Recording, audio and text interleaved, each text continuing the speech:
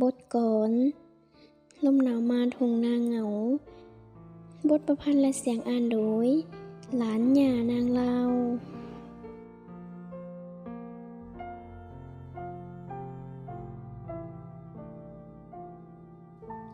เดือน11หัวลมตอง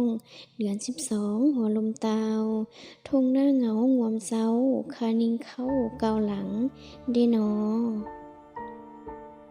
คิดเห็นข่าวก่อนกี้ปีเก่าไกลมาเศรษฐการนาสวนเกี่ยวผลผลิตแล้ว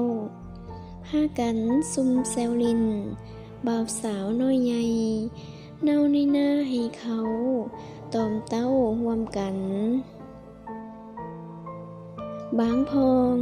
พากันทำสวยสร้างวางปลูกแปลงผลมีหมักมวลซิวขาวกาดเขือขิงแข้งกาดซ้อมสาลีแรงมันแตงเต่าทัวเสียงหัวนัวมวนแมงแรงค้อยขำลง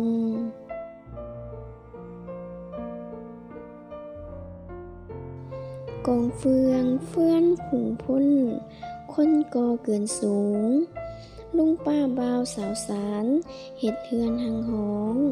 ดังไฟฝีงคนล้อมเลียนลั่นขับคังนั่งหยอกไงว่าเว้า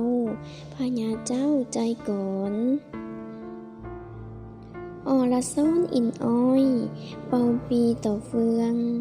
นี่นั่นเนื่องน้องเสียงทั่วเถียงนาน้อยปานมโหรีสมซอย